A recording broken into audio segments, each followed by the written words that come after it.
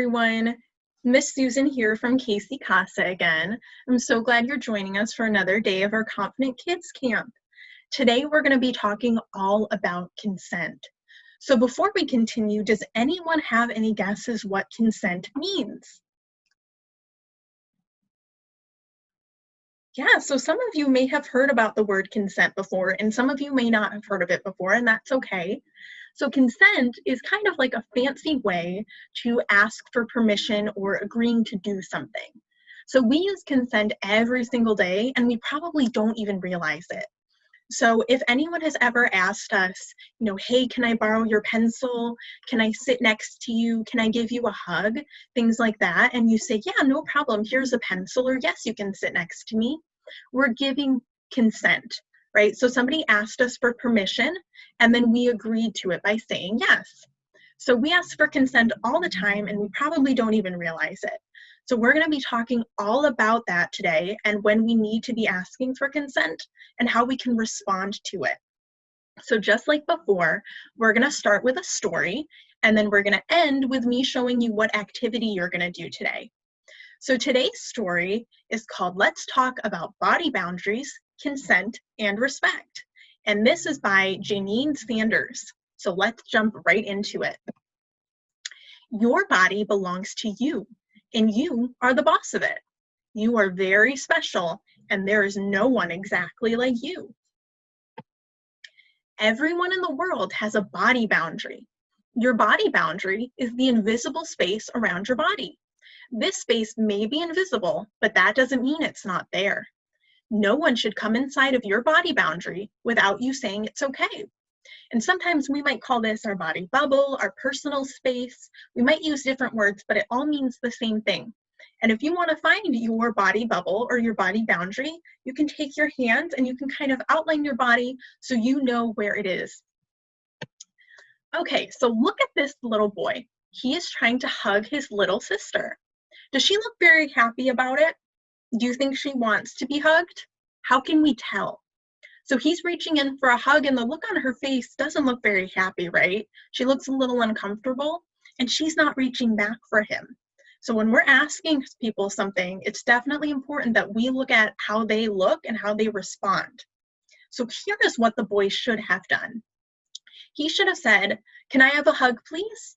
And the little girl may have responded, "Yes, you can," and gave him a hug back. Or he might have asked, "Can I have a hug, please?" And she might respond, "No, thanks. I don't feel like hugging anyone today." This little boy should have asked his little sister for a hug. This way, the little girl can answer, because after all, it is her body. This little girl has two choices. She can say yes, or she can say no. If she chooses to say no, then the boy should respect that choice and not hug his little sister. If the little girl chooses to say yes, then the hug is absolutely fine because both people agreed. Both the little girl and the boy are happy about the hug.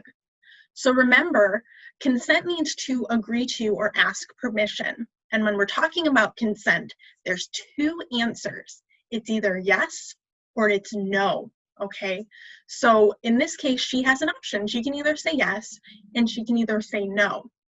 And remember, respect, do you know what respect is? Have you heard of this word before? Okay, hopefully you have. If you haven't, respect means that you understand another person's wishes and you care about them and their wishes. So that means if somebody tells you no when you ask them for a hug, you might say, "Okay, no problem, I won't give you a hug right now. I will respect your choice." Okay, so remember that respect and consent all go together. Sometimes a person may not be sure when another person asks them for a kiss or a hug. They might say, "I'm not sure I want a kiss," or they might not say anything at all. When a person says, "I'm not sure," or they say nothing at all, this is not a yes. This person has not given their consent. Consent is another important word for you to know. And remember, we already talked about how it means agreeing to or giving permission.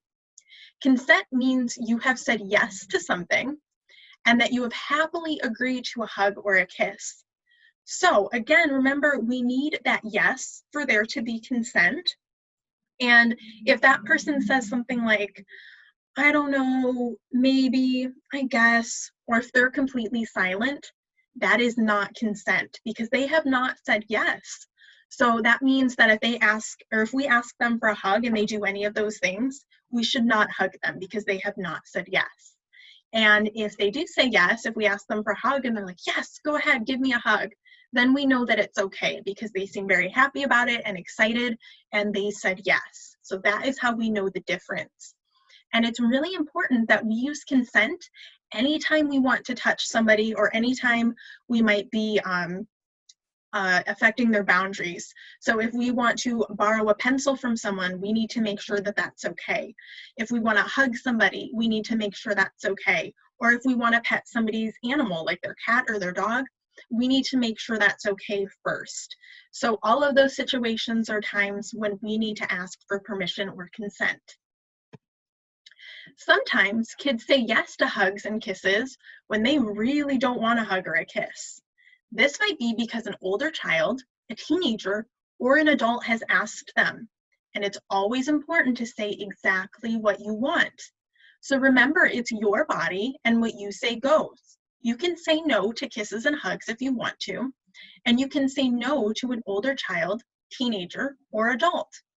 So sometimes it's really hard to say no to adults because, they're older than us, they might be a parent, they might be a teacher, and we might feel a little scared. But remember that it's our body and that we have the option and the choice to say yes or no. So even if they're an adult, even if they're older than us, that's okay. We still have that option and we still get to decide if we want to say yes or no, and they should not be telling us otherwise. So if we're ever in a situation where maybe somebody asks us for a hug or a kiss and we really don't want to, another option might be saying, okay, well, I don't really want a kiss right now, but maybe I can give you a high five or a fist bump. If there's something that you're more comfortable with, you can definitely say that. Or you can just say, no, I don't want a kiss right now, or I don't want a hug right now, and that's okay too. Even if you say yes to a cuddle or someone holding your hand, you can ask them to stop at any time.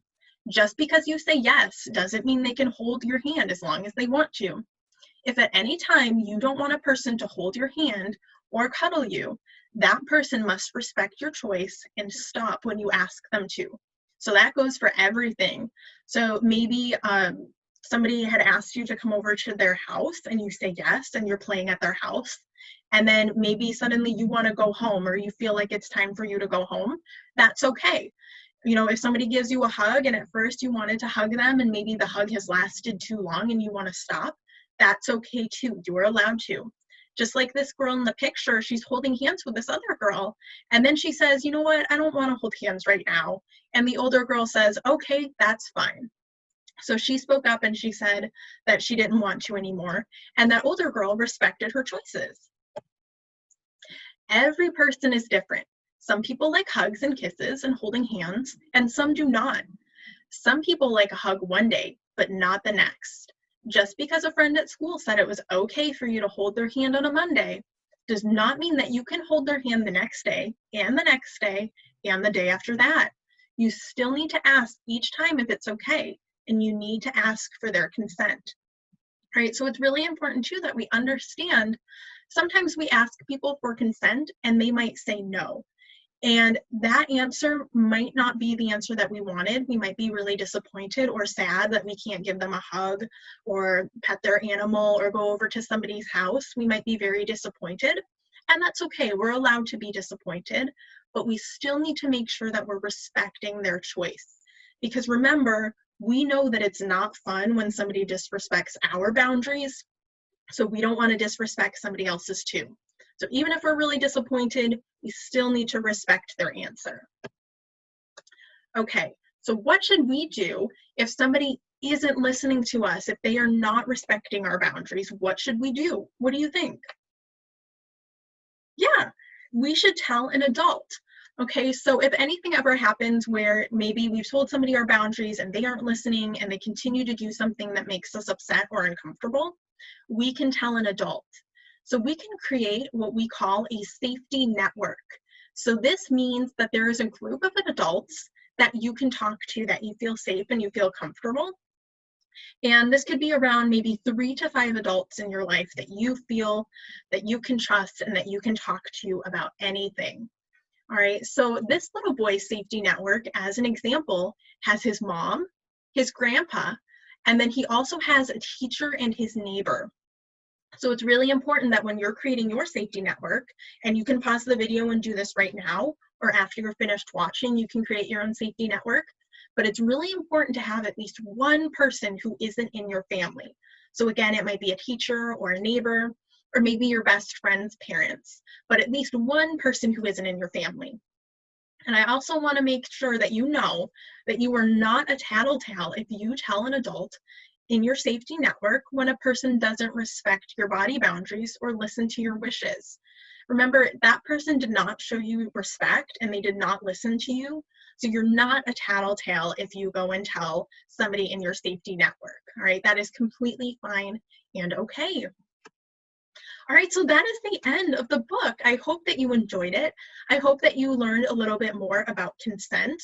Remember that this is a fancy way of asking somebody for permission or agreeing to do something.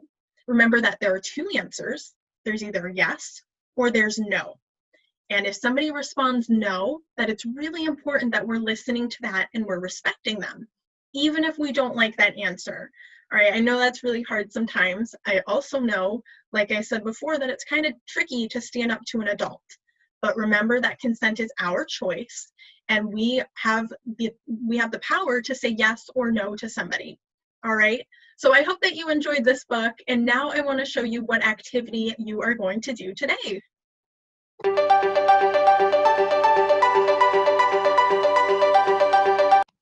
So your activity for today is you are going to be making your very own mugs.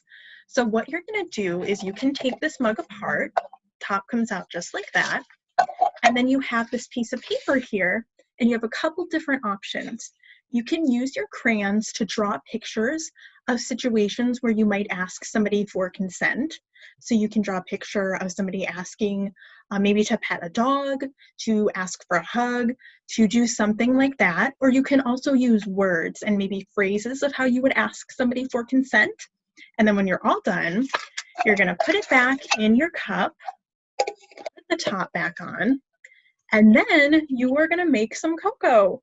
And once you do that, you can enjoy your cocoa with a parent or an adult, and you can tell them all about how you learned about consent today, and you can tell them about your pictures and everything that you drew on here. So I hope that you have a good time. I hope you enjoy your cocoa, and I will see you all very soon. Bye.